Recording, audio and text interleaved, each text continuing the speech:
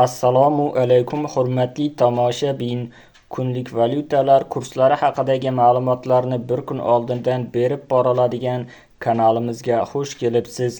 Kanalda yangi bo'lsangiz obuna bo'lishni va videomizni manfaatli deb bilsangiz bir dona like tugmachasini bosib qo'yishni unutmang.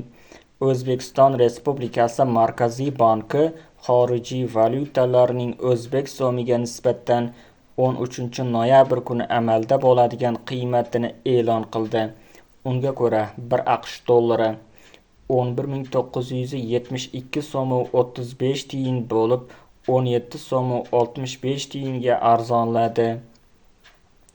1 yevro kursi 13.852 so'm 1 tiyin bo'lib 14 so'm 43 tiyinga arzonladi. 1 Rossiya rubli 147 so'm 52 tiyin bo'lib 3 tiyinga arzonladi.